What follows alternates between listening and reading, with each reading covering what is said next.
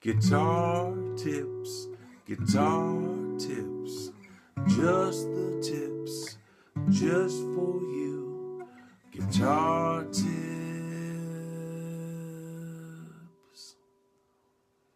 Hello and welcome to Guitar Tips.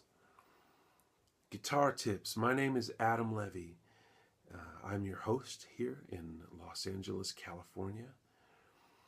I bring you a new tip each and every Friday. You can subscribe. There's a big red button down below that makes that very easy. And that's the best way to be all tipped up. You'll get an email when every week on Friday when I post the new tip, you'll get a note that says, new tip, stop what you're doing because I'm about to ruin. Anyway, welcome to Guitar Tangents. This week's tip was kind of inspired by one of my subscribers who asked if I could do a tip about Jazzy chord substitutions, which is a really cool idea, though I will say I have tended in the past to shy away from anything that really seemed like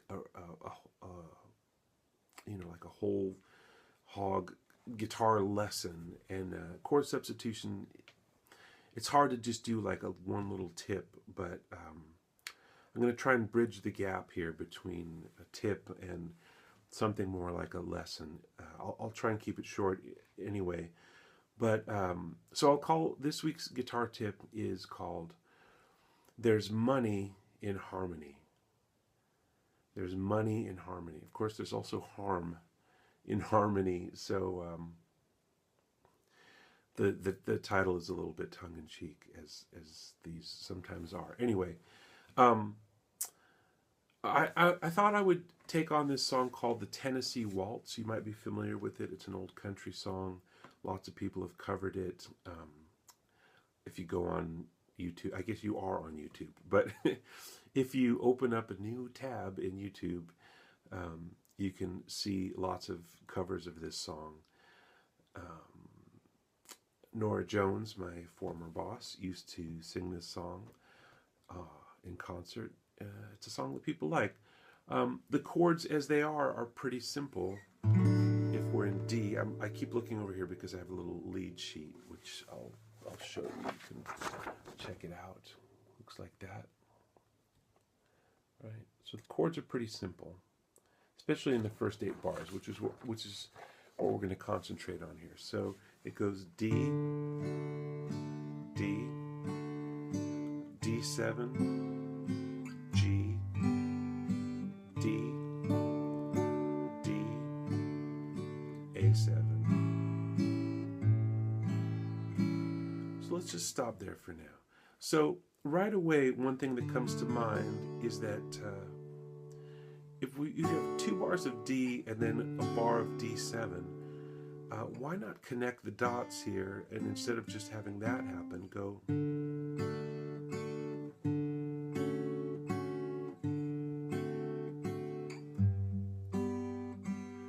So I don't know that that's exactly a chord substitution, but it is enhancing the harmony. It's making it less campfire style and a little more sophisticated.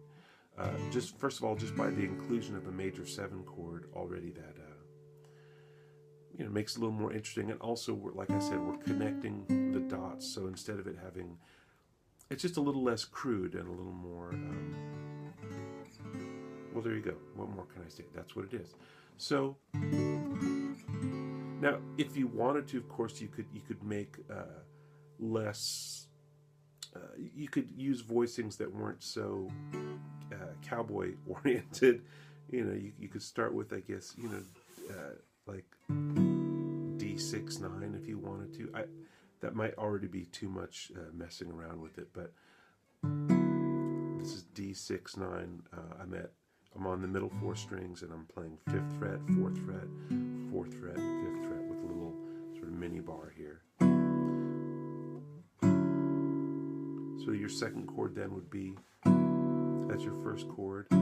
Second chord could be D major 9, which all I'm doing is adding the C sharp here on the 3rd string at the 6th fret. And then you could go to D9. So in other words, I'm substituting this for this. I'm substituting this for this. I'm substituting this for this.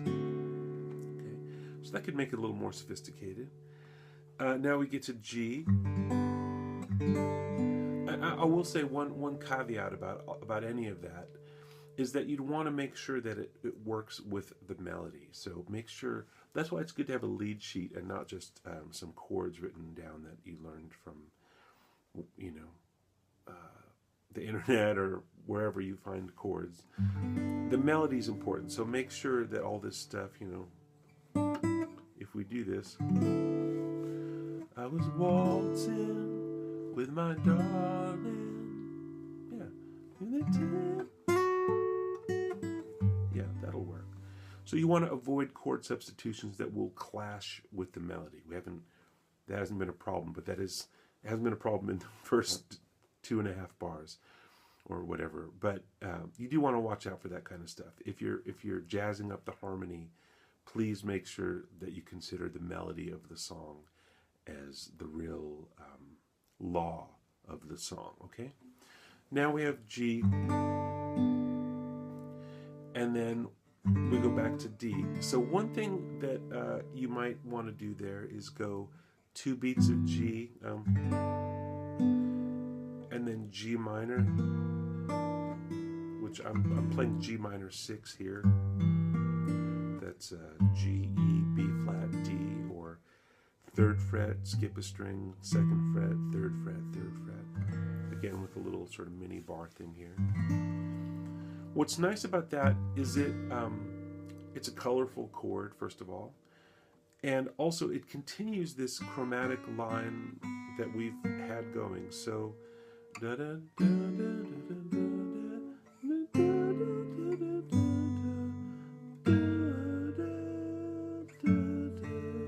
So you have this whole nice thing that moves along that can be nice to include in the harmony. So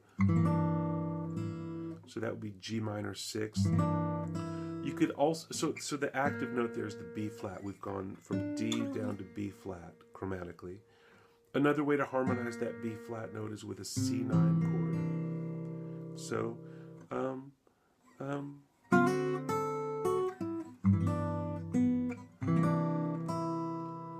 and then I'd go back to D.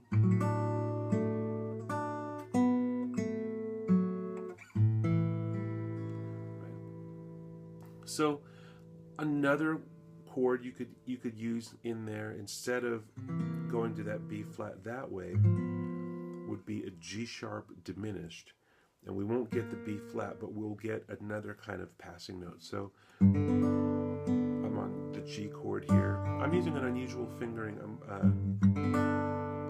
It's not your kind of campfire G chord, but it's G, open D, fretted B here at the 4th fret, and D. And the reason I'm using that is just to catch the melody in a nice way. Those are the melody notes that waltz. And then you could harmonize these 2 notes on beats 3 and the end of 3 with this G sharp diminished chord. Now, why does that work? Gosh, that could be a whole longer explanation. I'll just say that it sounds good when you go 4, sharp 4 diminished 1, and I'm playing D here with A in the bass. So we have this leading G, G sharp A.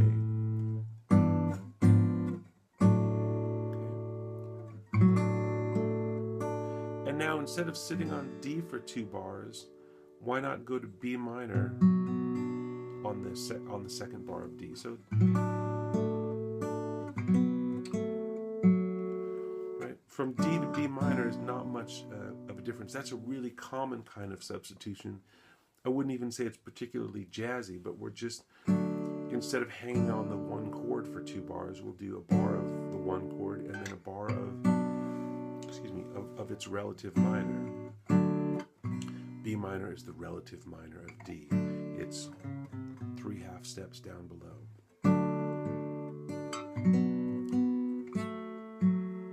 And then A7. And again, now we've got two bars of A7. That seems like a lot of time to hang out on that chord. So here's a concept that is something to think about. It's called back cycling. Okay, back cycling. What that means is we know on bar 9 we're going to get to the D chord. Okay, so now we're going to work backwards from there. So we'll say what chord would naturally lead to D? And the answer is A7, the 5 chord. And if you're not sure what that means, it's the 5 chord in the key of D. It's the chord built off of the 5th scale degree, D, E, F sharp, G, A. It's in most harmony that we'll see, that's a dominant chord. Again, I'm skipping, I'm trying to keep this really simple. I could expand any of these ideas, but just know that that's the case for now. The 5 chord in D major is A7, and that's going to lead us there. So back cycling. So what chord might lead us to A7? Well, the 5 of that chord. So the 5 of A7 would be E7. Okay, if you're not sure how that works, just start on the chord that you're on, and you could either count up 7 frets or count down 5 frets. So A up to E is 7 frets, A down to E is 5 frets. Here's A, 1, 2, 3, 4, 5. Here's A, 1, 2, 3, 4, 5, 6, 7. Maybe that's helpful. Okay, so instead of going 2 bars of A7, we could use back cycling to go a bar of E7 and a bar of A7, and then that'll lead us to D. And so listen to what that sounds like.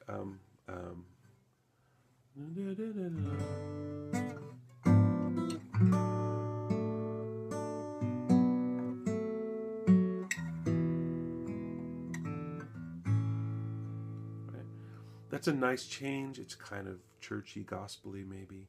So we've gone from just using D, D7, G, D, D, A7, to now we have something like this.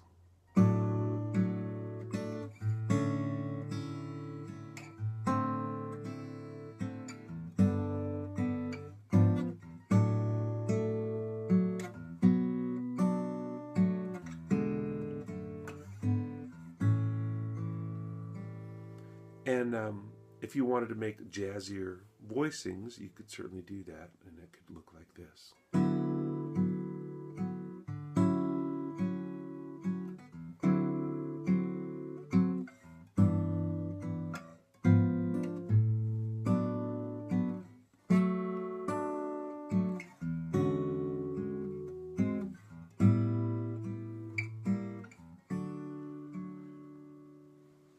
So I'm going to stop there, lest this become some epic thing. But email me if you're curious to know more about this stuff. Maybe I'll make a little chart of some of these chords if people are interested. You can email me at guitartips@adamlevy.com. I hope that you will subscribe. I hope that you will share these tips if you're enjoying them. I think I have something like 600 and some odd subscribers right now. I'd love to get to 1,000 subscribers by the end of the year. Please help me fulfill my tip dreams. For Guitar Tips, I'm Adam Levy. Stay tuned and take good care.